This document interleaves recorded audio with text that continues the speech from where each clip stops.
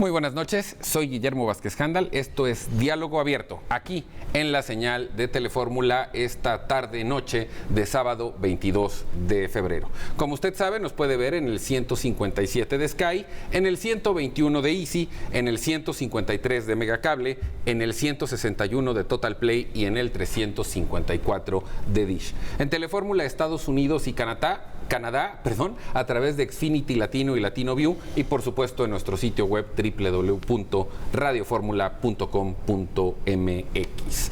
Me da mucho gusto compartir esta mesa de análisis con Felipe Gaitán. Un placer, Guillermo. José Centeno. Guillermo, buenas tardes. Pablo Rivera. Memo, buenas tardes. Carlos Sandoval. Guillermo, compañeros, ¿qué tal? Y por supuesto, tocando los temas de la actualidad, y tengo que decir que Pepe me tuvo que convencer de hablar de esto porque hay un cierto nivel de tragedias que aunque nos dediquemos a esto no se pueden soportar. Me refiero al tema de Fátima, que usted ubica muy bien.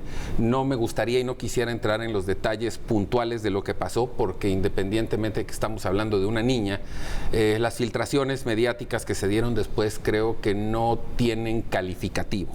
Vamos a hablar de las implicaciones de lo que esto propone y de lo que pudiera pasar, que seguramente tiene que ver con una ruptura de lo que estamos acostumbrados, sin quitar de lado, por supuesto, el nivel de la tragedia. Pepe. Guillermo, bueno, te agradezco que lo toques porque me parece que es un asunto demasiado serio y que pone el acento en un fenómeno que es dramático en la sociedad mexicana. Dice el presidente de la Red Mexicana de los Derechos de la Infancia que diariamente desaparecen 7 niños y mueren, es decir, son asesinados 3.6. Es brutal, así. Es brutal la condición de la infancia en este país, ¿no? Quizá solamente comparable con lugares en donde hay guerra, ¿no? Probablemente Siria, no sé. Pero a lo mejor te diría, perdón que te interrumpa, que en una guerra los disparos son al azar. Y cuando le toca a un niño es al azar. Aquí estás hablando de actos premeditados. Sí. Es decir, hay un deterioro de, ya no diríamos de valores, sino de la cordura, ¿no? Salvajismo. Es un salvajismo. Lo que pasó y lo que seguramente pasan muchos niños y niñas en este país, nadie lo ve y nadie habla de eso hasta este caso, ¿no? En el que se hace, ¿no?, una gran publicidad, ¿no?, y en una medida también por el esfuerzo de los padres de hacer esta recopilación de los videos y de exhibir a esta mujer que se había extraído a la niña de la escuela, ¿no?, pero por otro lado también por el conjunto de omisiones y de errores de la propia autoridad, que me parece es una muestra representativa de lo que ocurre en la mayoría de las veces. Es decir, no se hace a tiempo el llamado de la alerta Amber, no se activan los protocolos en general que deberían de hacerse y las propias autoridades escolares pues son omisas, no revisan documentaciones. ¿Y qué provoca esta máxima publicidad del asunto? Provoca que todos los que tenemos hijos pequeños entremos en un proceso de contractura, ¿no? Pánico. De pánico, ¿no? Y entonces, ¿y en dónde están los niños? Y ten mucho cuidado y no vayas a llegar tarde porque no vaya a ser que pase alguien. Y creo que es lo que menos necesita el país, porque de alguna medida esta contractura colectiva puede llevar a una inmovilidad social y una inmovilidad política, ¿no? Y creo que lo que necesita México es lo contrario, que nos movilicemos y que el gobierno sienta la presión para que en las próximas elecciones, ¿no?, si no corrigen y si no nos resuelven los asuntos que prometieron resolver en campaña, ¿no?, pues entonces paguen las consecuencias. No, se va a generar una desconfianza. O sea, el tema es que se genera tal psicosis y no hemos tocado el tema de las emociones. Este país está atravesando por una crisis emocional, y hablo del país completo, en términos del miedo, la perplejidad, el tema de la incertidumbre, y todo esto lleva necesariamente a un tema donde el miedo se va imponiendo, el miedo, el odio y también un poco la desconfianza. Y la desconfianza abona sobre todo a no construir una cultura política, porque entonces nos volvemos desconfiados unos con otros y simplemente vamos en la calle y desconfiamos de todo el mundo, desconfiamos hasta del que va al lado o del que está en el siguiente semáforo. Pepe dice algo muy cierto, el tema de los niños es algo que dispara con este caso de Fátima, un caso muy sentido que disparó toda la opinión pública, pero también hay casos que se han venido dando que no aparecen con esta exposición mediática. Y siempre lo he dicho, México es un país de mujeres, pero no para mujeres. México es un país de jóvenes, pero no resguarda a sus jóvenes. Y es un país de niños que castiga y violenta a sus propios niños. En ese sentido, creo que en el caso de Fátima sirva una muy mala experiencia para reflexionar qué estamos haciendo. No dejemos todo solamente a las políticas públicas, también pensemos nuestra propia cultura política y nuestra cultura cívica, cómo estamos conviviendo nosotros mismos. Porque de repente ustedes pueden ver, y me voy al caso de los infanticidios, a los feminicidios, la exposición que hubo en el caso de las otras mujeres asesinadas, Ingrid, la exposición en los medios de comunicación, cosas salvajes, filtradas por la propia autoridad y consumidas por los ciudadanos en una especie de morbo. Eso creo que no. Y tenemos Pero que para desviar la atención, ¿no te dio la impresión? Sí, pero qué manera de desviar la atención, o sea... En algunos casos pudiera ser teóricamente parte de una estrategia, pero también hay que hablar del abuso de algunos medios que en el ánimo de conseguir un espacio de protagonismo ya no tienen valores. Fíjate que esta reflexión a mí me pegó mucho, digo, desde hace mucho tiempo te pegan muchas noticias, ¿no? Como mexicano, como padre de familia, como decía bien Pepe. A mí me pegó mucho y yo me acordé de un libro muy bueno que leí de Uganda. Y seguramente el autor iba a decir, no exageres Uganda con México. Este libro se llamaba Sobrevivir para contarlo, era de Malele, que ahora es una activista muy famosa en la ONU, que decía que el diablo se metió en la sociedad porque no entendía de que los vecinos empezaran a matar a los vecinos. Como que una paranoia tan grande se extendió en todo el país y una cantidad de muertos fue de los peores genocidios que la humanidad haya conocido. México no está muy lejano a eso. México no está lejano a Uganda. Estamos viendo, a lo mejor a través de las redes sociales y de lo que conocemos ahora, una realidad que nos está rebasando, como decía bien Felipe, en lo emocional. Es terrible lo que le pasó a esta niña Fátima, pero terrible también, hay que decirlo, el actuar del gobierno, el actuar del presidente de la República, que no pudo llamar por su nombre a esta niña que fue violentada en su ser. O sea, no puede ser que el presidente en la mañanera no haya dicho el nombre de Fátima y haya querido desviar la atención de un hecho terrible que afecta a todas las familias mexicanas por una conveniencia, como lo hemos dicho aquí, es un genio de la comunicación para mantener su agenda de temas políticos. Eso no se vale en este país. Que esto sirva de ahora en adelante para que la sociedad se une, como decía bien Pepe, y lleguemos al 2021 con una agenda para proteger a lo más valioso que son los niños, ya no, las mujeres. O sea, ya no sabes qué sector de la sociedad es más vulnerable que el otro. O sea, pero ahora que todos dices estamos terribles. Que esto sirva, si nos hacemos un poquito o un mucho para atrás, cada semana decimos cuando pasa algo, ojalá que esto sirva. Y se ve peor. Y lo seguimos repitiendo. Sí. No, pues mira, yo creo que el tema de Fátima, desafortunadamente, y lo sentimos por su familia, debe ser algo trágico, en serio, que no me lo puedo imaginar. O sea, en verdad no lo puedo imaginar y creo que lo que pasó es el reflejo también de una sociedad que realmente ya ha llegado a niveles muy tristes, un nivel de falta de conciencia, un nivel de falta de ética, que yo creo que sí nos está llevando como país a yo creo, ojalá y Uganda, Pablo, creo que estamos en situaciones más complejas de Uganda, puede estar peor que Uganda, yo creo, y son temas que, como bien lo decía Felipe, de repente vemos un caso, pero pues es que esto se repite y los números ahí están, o sea, son demasiados casos que, bueno, salió a la luz, pero los demás no salen a la luz y los demás los tenemos cercanos. Entonces yo creo que pues ya más que un llamado, es un grito a que las cosas están graves y hay que hacer algo como sociedad, como país. Las cosas no están funcionando. Y tuvimos los casos del Levarón, o sea, los niños del Levarón. ¿Hace cuánto tiempo? Muy poco, o sea, hace cuánto tiempo. El problema es que cuando una sociedad pierde su capacidad de asombro y de indignación, los hechos empiezan a volverse cotidianos. No puedo usar la palabra normal porque no me la imagino. No hay una normalidad en eso. Pero empiezas a perder esa capacidad de asombrarte y de indignarte y se empieza a normalizar. Y lamentablemente eso es el antecedente de cosas mucho peores, y en lo que sí puedo coincidir es que esto no es una responsabilidad única del gobierno, del poder judicial, estatal o federal, es de todos como sociedad. Y estos son los momentos en que tenemos que unirnos en causas comunes para exigir el retorno de la paz y de la tranquilidad que todos nos merecemos en este país. Ojalá que la indignación por este tipo de cosas no termine nunca. Vamos a un corte, no tardamos nada y seguimos aquí en Diálogo Abierto.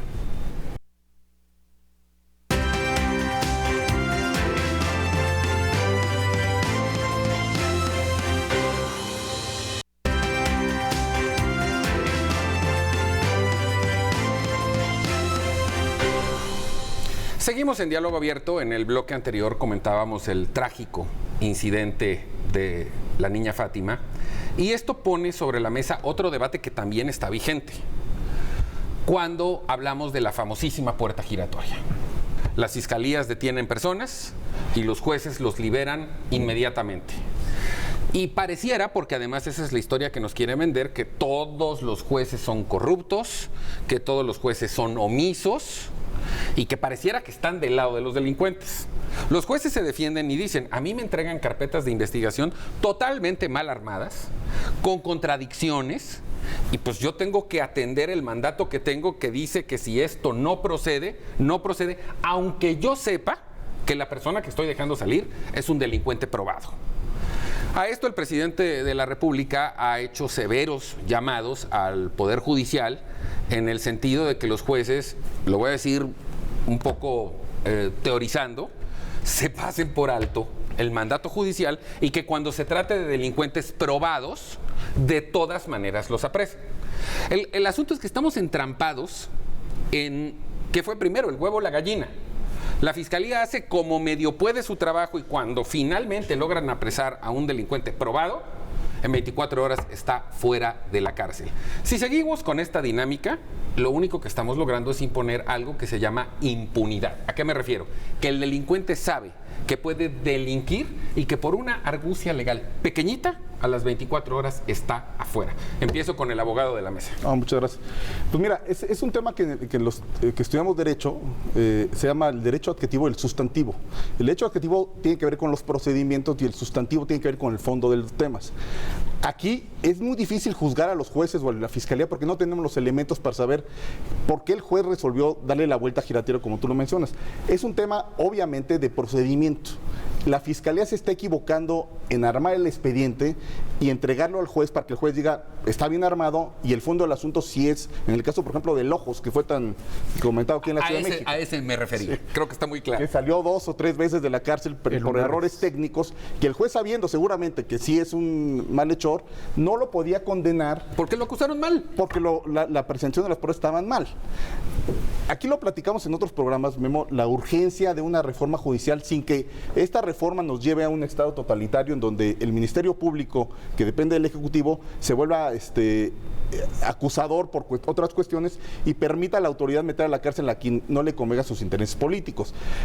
Ese es un extremo, pero yo sí creo que tiene que haber una reforma en donde facilite a la fiscalía, a la policía de este país, a entregar a los delincuentes de una manera más sutil y no dejarlos salir tan rápido, porque la puerta giratoria ha hecho un daño terrible a este país. Impunidad. Y la impunidad, ¿qué genera? Pues lo que hablábamos en el bloque anterior. La gente dice, pues no pasa nada, yo puedo matar, violar, secuestrar, y al día siguiente con un buen abogado o argumentando determinadas situaciones en el debido proceso, pues voy a salir a la cárcel y ¿qué voy a hacer al día siguiente?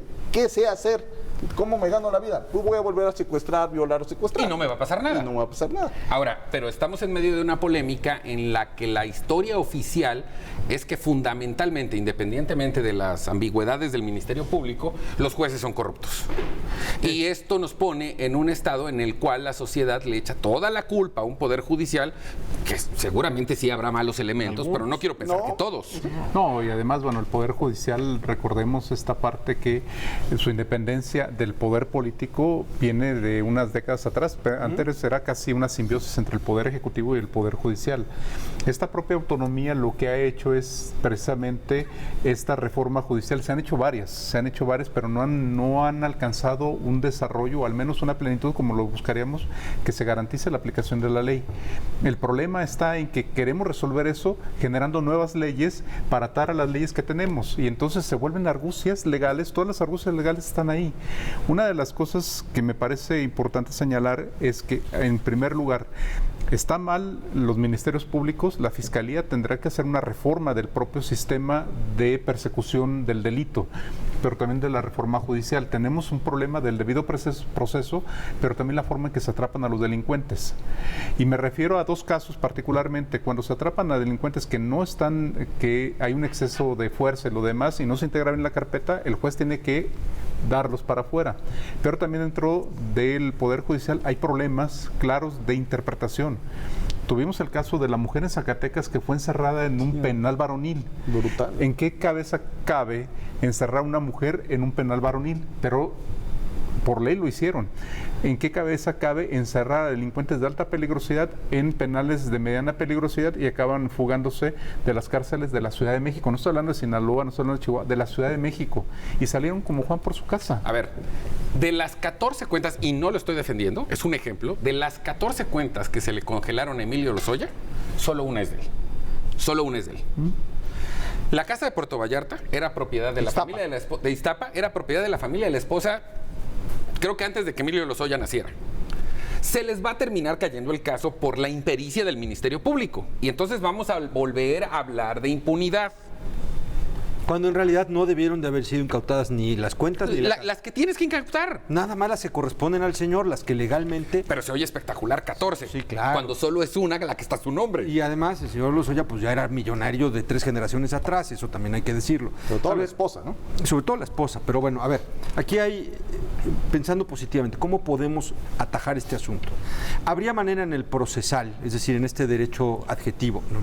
El que la autoridad pueda perfeccionar las carpetas, es decir, que no sea una única entrega de carpeta, porque entiendo que a lo mejor el policía que hizo la detención está desvelado, llevaba 3 semanas persiguiendo al delincuente y a la hora de integrar el documento, pues no lo hizo bien, ¿no? A cualquiera le puede pasar. A cualquiera le puede pasar, es una cuestión humana, ¿no? Y por otro lado, yo creo que no sería tan difícil contratar a un despacho de abogados, gente capaz, ¿no? Que ayudara a la integración de estas carpetas, es decir, que acompañara los procedimientos y que antes de que se entregara ante el juez llevara la revisión Se outsourciara. de outsourcing. De eso vamos a hablar al rato. Un outsourcing legal. A ver, un poco lo que ha dicho el presidente es eso.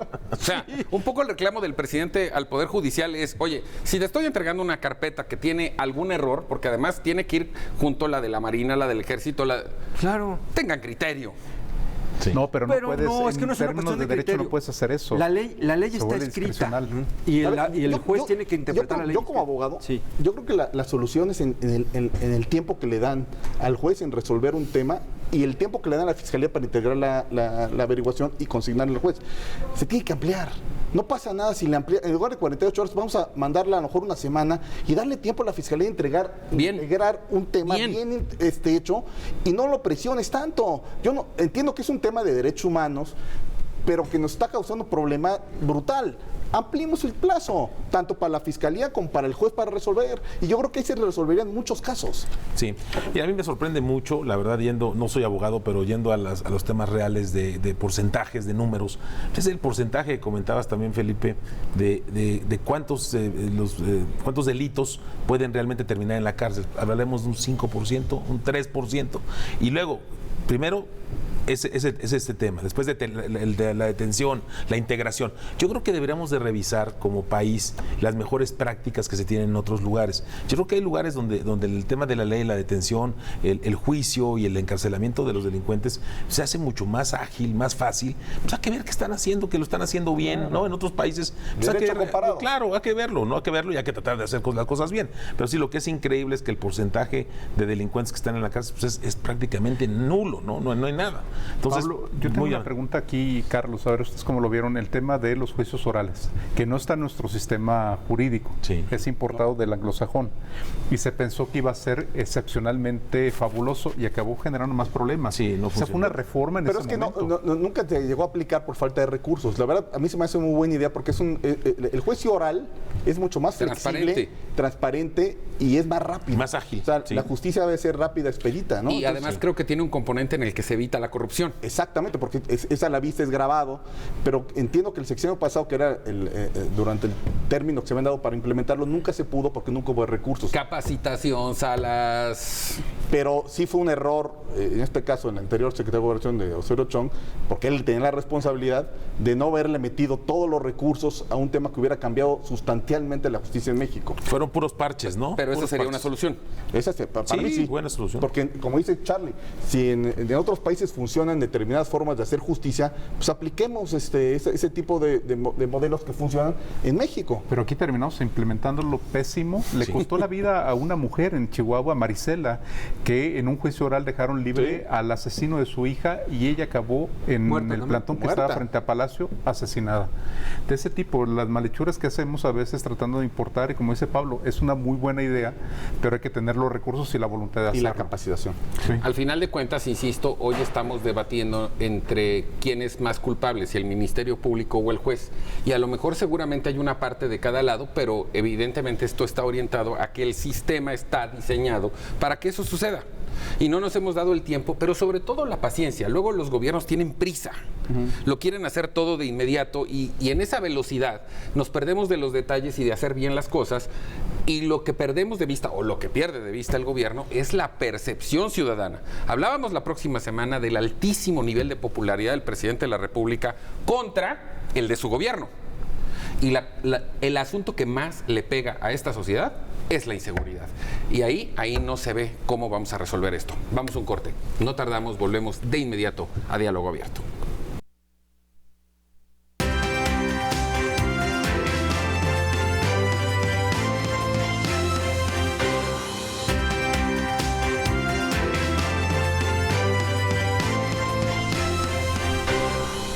Continuamos en Diálogo Abierto. En estos días, Lorenzo Córdoba, el titular del Instituto Nacional Electoral, después de todo este debate respecto a si Morena con su mayoría puede tener un mayor número de consejeros, que ese es otro debate y ya lo hemos tomado aquí respecto a cuando un partido gana una elección mayoritaria, pues lo que él reclama o lo que denuncia es un clima de tensión en el que pareciera que lo que queda del INE está jugando a las vencidas con el gobierno federal y su poder legislativo.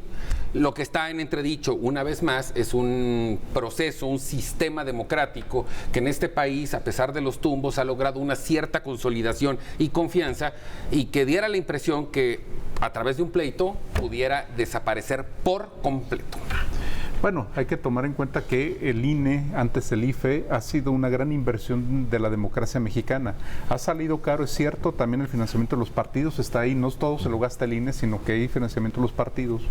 El tema de la credencial de elector, que nosotros, en otros países tienen una ID o una identificación ciudadana, nuestra identificación es la credencial para votar, o sea, es una estructura que es parte del Estado mexicano. El problema aquí radica en que a final de cuentas el INE, antes el IFE, se prestó durante mucho tiempo a hacer botines. Uno veía las componendas de los gobiernos de nombrar a ciertos consejeros y mayoritear a otros, etcétera, etcétera. Pero lo que vemos ahora es una presión no solamente política, sino mediática contra el INE, precisamente exigiendo varias cosas. Una rotación de la presidencia, pensando en Lorenzo Córdoba, que pueda quedar como consejero y, bueno, mover ahí las cosas. Y una descalificación del gobierno federal también a través de Irma Heréndira, cuando le dice que el único INE real es el que encabeza su propio consejero electoral, descalificando a todos los demás, una funcionaria pública.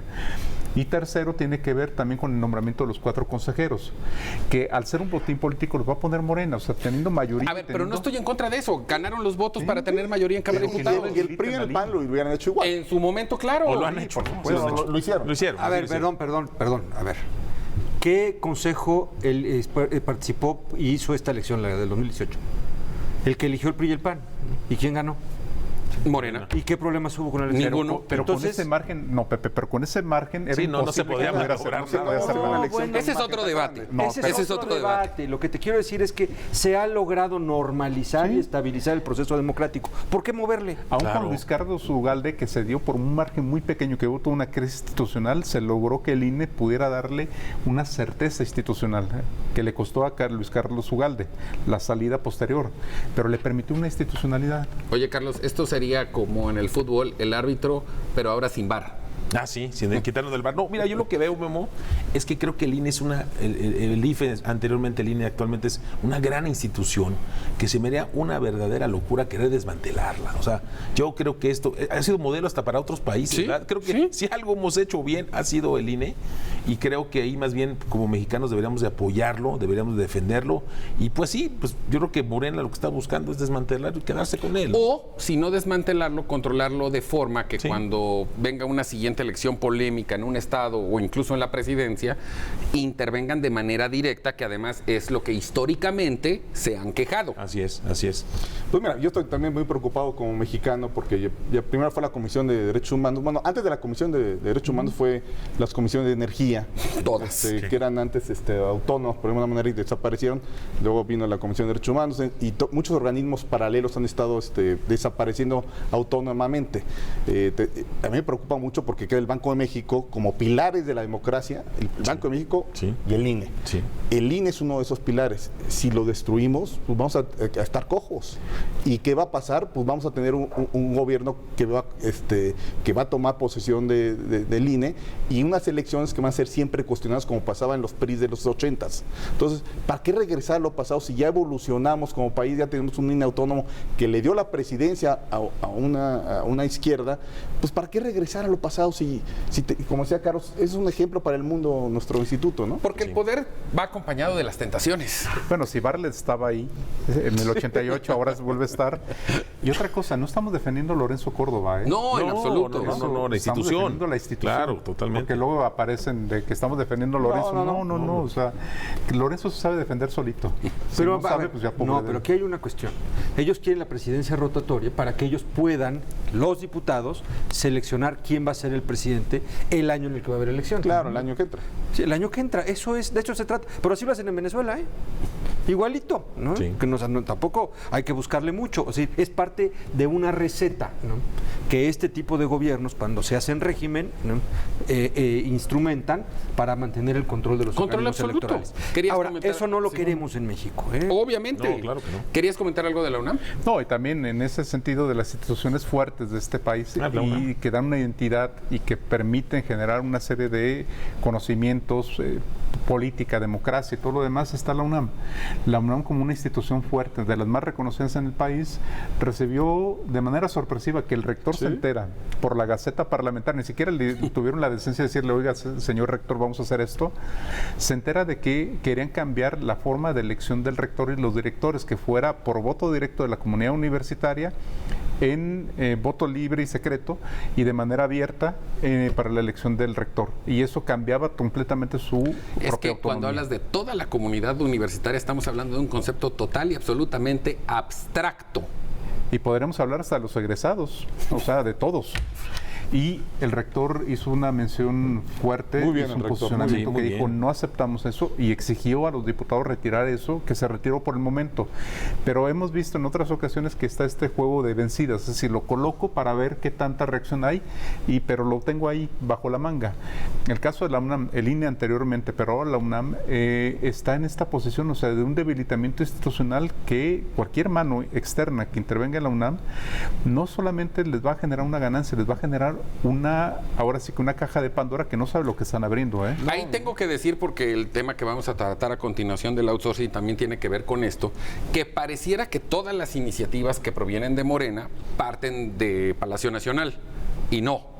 O sea, hay muchos diputados y senadores que juegan totalmente por la libre en base a ocurrencias y a una necesidad de decir, propuse algo, ¿no? No me quiero ir este periodo sin haber puesto una iniciativa. Como pasa en el propio Morena, el partido Morena, ¿no? O sea, hay muchas voces dentro del partido y por eso traen esa revolución interna que no saben cómo resolver. Pero evidentemente no hay conciencia institucional en muchos de No estos legisladores. existe, no existe. Es decir, ni histórica Bueno, tampoco. ni en ¿no? el partido. Bueno, ni en el partido, por supuesto. No, y además, o sea, lo que vemos en el caso de Morena, de algo sirve el tema de los grupos parlamentarios, de algo sirve ahora sí que la decisión partidista, porque permite a todos y poder negociar con las cámaras, poder negociar con las bancadas partidistas, pero si cada quien se va por su lado, el problema es cómo vas a negociar. A ver, cómo muchas vas a veces presentar. tiene que ser el presidente el que tiene que atacar a sus diputados y a sus senadores, Carlos. Yo creo que sí, lo que dice Memo, el presidente debe poner orden y la es que no está poniendo orden, está dejando como que fluir. Porque es democrático. O queremos, ¿no? Porque pareciera, lo hemos platicado aquí, que es un demócrata. O sea, Sí. no se mete en su partido, Sí. no se mete tampoco. O sea, da Parece- línea línea en Pero la bancada. legislativamente, cuando sí ve que hay un riesgo, sí. Como que en el momento clave sí los mete para. el trancazo, ¿no? Pero pues, los deja como que se diviertan un poquito y después ya mete el trancazo. Yo ahí lo que creo es que sí se ha vuelto, pues de alguna manera, un desorden, las propuestas, las ideas, el rumbo, y hasta que no viene el presidente y jala la cobija, pues la gente no reacciona. Y yo creo que eso no ha sido bueno para el país, ¿no? Definitivamente, porque el concepto fundamental de lo que esto genera es incertidumbre. Así es. Y por lo menos en términos de inversión, eso ha alejado mucho, no solo al extranjero, también al nacional, porque no hay reglas claras y porque cualquier día nos podemos amanecer con cualquier propuesta. Sí. O sea, volvemos a lo que decíamos hace un rato, ya estamos perdiendo la capacidad de asombro. El lunes puede salir cualquier diputado o senador de Morena a proponer cambiarle el nombre al país. Sí. Y puede parecer podría broma, prosperar, pero podría prosperar, que es lo peor de todo, ¿no? Pues mira, yo sí estoy preocupado porque me parece que no puedes estar gobernando sobre las rodillas. Tendría que haber un plan, tendría que haber una brújula, ¿no? A ver, señores legisladores, estas son las prioridades para el país. Somos un gobierno que está apenas entrando, necesitamos asentarnos. Por favor, enfóquense en esto y estos son los límites. De aquí y de acá no nos salimos. Necesitamos conservar cierta estabilidad institucional y hay instituciones que deben mantenerse tranquilas. ¿Cómo están? La Universidad Nacional Autónoma de México, si abren esa caja de Pandora, ¿qué puede pasar en Pero México? ¿Qué necesidad? Es tema de otro bloque. ¿Qué está pasando en la UNAM? No sé cuántas facultades están cerradas o con problemas ahorita. Sí. Sí, en algunas filosofía y letras, la Pero facultad de ¿quién es la mano Arquitectura. que mece la cuna? Esa es Ahí la los gran intereses, pregunta. ¿no? ¿Qué ¿Qué intereses intereses? hay de estabilizar? Aquí voy a hablar en Un minuto y concluimos en con honor eso. a la verdad. Voy a hablar, hay movimientos de mujeres, de estudiantes Genuinos. que están exigiendo que se acabe la violencia de género y se cambie el estatuto de la universidad. Frente a eso se han sumado otros intereses que están precisamente peleando en función de, A río revuelto. de este reclamo legítimo. A río revuelto aparecen estos personajes, pero en realidad dentro del inicio son las mujeres que sí demandan acabar la violencia de Genuinamente. género. Pero como siempre sucede, a río revuelto, ganancia de pescadores. Vamos a ir a un corte, no tardamos nada, volvemos con el último bloque de esta emisión de Diálogo Abierto para hablar de otro gran tema, la regulación del outsourcing.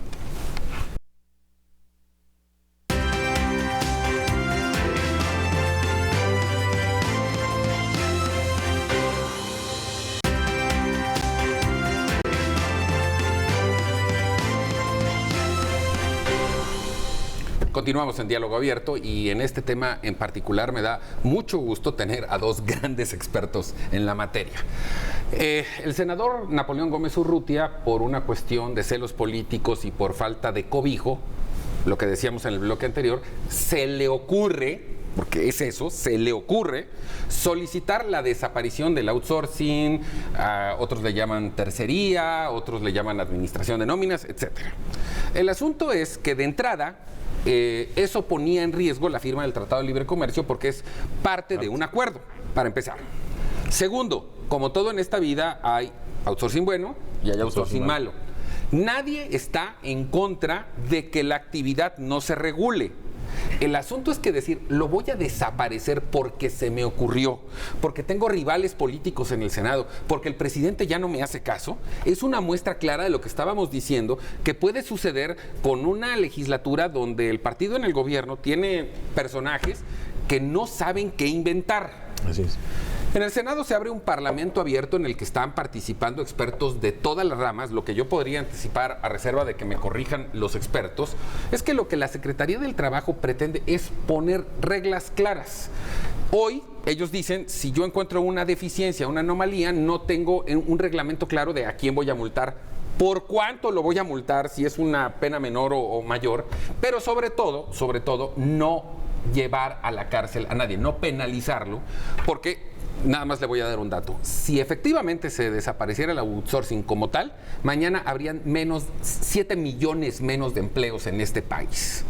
Y habrían empresas que han reducido sus áreas de administración porque tienen la posibilidad de contratarla. Solo porque algunos creen, sobre todo en Morena, que con esto se van a agraciar con algún grupo de trabajadores, y eso es una rotunda mentira. Naturalmente hay un segundo tema que es ir en contra de los factureros, es algo que el gobierno ya ha mencionado mucho, y contra ellos todo el peso de la ley, contra los factureros. Y como en toda actividad, siempre hay alguien que lo hace bien y hay alguien que lo hace mal, y aquí no se puede, por una lesión en el dedo, amputar un brazo. Está la discusión en el Senado. Tengo información de que hay un grupo de senadores muy prudentes que van a determinar que esto va a continuar con reglas claras. No olvidemos que además esto ha generado una verdadera crisis en los empresarios y muchos de ellos están muertos de miedo ante rumores de algunos senadores que por hacerse publicidad todos los días anuncian en sus redes sociales una versión diferente de lo que va a pasar con el outsourcing. Pablo. Pues mira, yo creo que es como el colesterol, hay colesterol bueno y colesterol malo. Yo sí creo que ha habido un abuso de muchos pseudoempresarios que han abusado, valga la redundancia, del esquema y que han omitido, sobre todo agravado la situación de los trabajadores que engañan al IMSS, que no pagan las cuotas del IMSS. Y me pasó con mi hermana. Mi hermana se dio cuenta que estaba en un outsourcing cuando va al IMSS y resulta que la empresa no estaba ni siquiera dada de alta. Entonces no le pudieron dar el servicio. O sea, sí hay un enojo genuino de la sociedad al respecto. Sobre regular es contradictorio a lo que la economía requiere. Yo creo que con las facultades que las autoridades tienen, sobre todo la legislación del año pasado, en cuanto a las facturas y todo eso, yo creo que tiene herramientas prácticas para poder atacar a los malos outsourcings. Yo creo, y lo he escuchado en varios pronunciamientos, sobre todo la Secretaría del Trabajo, que sería muy buena idea tener un padrón de outsourcings, que sepas quiénes están jugando en este tema, ¿no? Yo creo que es una ocurrencia del senador Napoleón Gómez Urrutia. Creo que no tenía mucho de qué hablar y tomó este tema, entiendo, por su enojo con su rival de toda la vida, que es el señor Germán Larrea, y porque tiene outsourcings, y por ahí atacó y hizo mucho ruido, que qué bueno que sea, pero no de la forma como debería ser. Pero, por ejemplo, ahí sí, lo que decíamos, ahí sí el presidente dijo, esto no va. Esto no va. Sí. Carlos. Sí, mira, como tú mencionas, y bien lo dice también Pablo, es que el outsourcing es un tema que está dentro del Tratado de Libre Comercio, es importantísimo y es una actividad mundial. Vemos a empresas grandes como Manpower, como Adecco, que son de clase mundial, que hacen las cosas bien y que creo que es lo que debemos de buscar aquí. O sea, sí creo y coincido mucho con Pablo que ha habido un abuso exagerado. De algunos. Sí, no, claro, no de todos. Algunos outsourceros que sí abusaron. De repente, factureros. Que yo creo que había una combinación entre los factureros y algunos outsourceros, y ahí es donde se complicó el tema. Y yo creo que también pues la gente se sorprendía de que de repente veías a alguien que apenas había salido de la secundaria o preparatoria y ya los veas en avión privado. Decías, ¿y este cuate de dónde la hizo? ¿Cómo le hizo, no? Conozco algunos casos. Yo también he visto varios, ¿no? Semana con semana los vamos a ir comentando. Vamos a ir comentándolos. Porque una cosa que yo le preguntaría a la autoridad, cuando son muy grandotes y facturan miles de millones de pesos, para la autoridad es muy fácil detectarlos. Así es. Y luego a veces son muy buenos en la UIF y en el SAT de decir vamos a hacer. Hay algunos de ellos que ya podrían estar siendo procesados y la autoridad está haciendo misa. Pero nosotros aquí le vamos a ir platicando semana por semana quiénes son. Bueno, acuérdate las famosas listas, Memo, que hay varias listas que están ahí por ahí rondando que todo el mundo está espantado, ¿no? Pero esas eran de empresarios. Sí. No, ahora vamos a hablar de los outsourceros y vamos a hablar de los factureros. Claro. Pepe. A ver, lo que yo creo es que el outsourcing es una solución práctica para una economía que ha cambiado mucho en los últimos 20 o 30 años. O sea, hay que entender que esta economía industrial, en donde había un empresario que contrataba obreros y que, bueno, había una relación, digamos, incluso circunscrita a un espacio físico, pero hoy los espacios físicos ya cambiaron, ya hay muchísimo trabajo en casa, ¿no? Entonces, te puede estar llevando, no sé, la revisión de tus sistemas informáticos a alguien que está incluso en otra ciudad o en otro país, claro, y tú le estás pagando, te manda una factura. Eso es un outsourcing, ¿no? ¿Qué tiene de ilegal? ¿Qué tiene de malo que sea así? Nada, ¿no? ¿Estás evadiendo la Ley Federal del Trabajo? Yo creo que no. ¿Estás evadiendo pagar el Instituto de Seguro Social? Tampoco, ¿no? Simplemente hoy las tecnologías de información han revolucionado la forma en la que se da el trabajo y las leyes no se han sabido adaptar. Y si queremos adaptar un paradigma de un país que ya no existe, una realidad que ya no existe, lo único que vamos a producir es una economía que no funcione. Sí, pero además yo digo que aquí lo peligroso, porque lo he palpado platicando con muchos empresarios, es que ante los anuncios que luego hacen dicen algunos senadores de manera irresponsable, parecería que viene una cacería de brujas y eso ha generado un terror cuando, insisto, los grandotes de este negocio que lo han hecho muy mal, siguen paseando en sus aviones privados.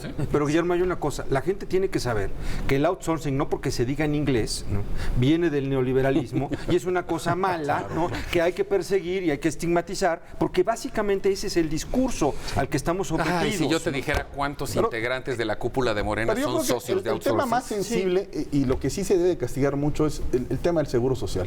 Se me hace criminal que empresarios o los prestadores de servicios que dan servicios a empresarios permitan que a trabajadores los engañen con unas cuotas inferiores a las que ganan. Eso es lo que hay que combatir.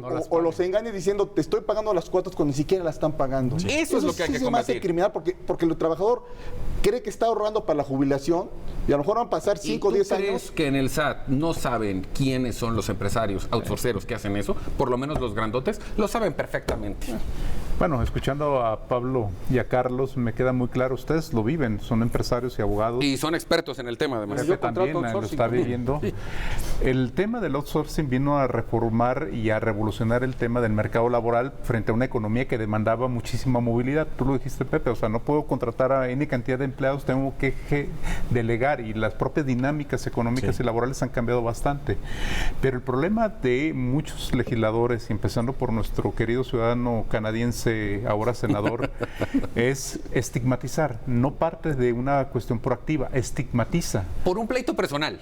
Sí, pero mete a todo el país en una dinámica. Sí. Y la cantidad De terror, se pueden perder por esa... 7 por esas- millones. Pero ¿en qué va? La verdad, yo ahí sí me he A ver, perdido. porque sí estoy al día. Está el Parlamento abierto, en el cual han ido todos los expertos y todos los representantes de los sectores a exponer sus puntos y afortunadamente, porque en Morena también hay senadores serios, hay un ala, digamos, profesional que ya determinó que, 1, la actividad no se puede cancelar, 2, es un compromiso que está en el Tratado de Libre Comercio, y 3, hay que regular, no sobreregular, sobre todo para generar una diferencia entre el que lo hace bien y el que lo hace mal. Entonces, Con reglas Incluso claras. los que lo hacen bien deben de estar felices porque van a tener menos Mucho más competencia. trabajo, claro, más trabajo. Y por supuesto, evidentemente, y eso sí, no tiene forma, hay que ir en contra de los factureros.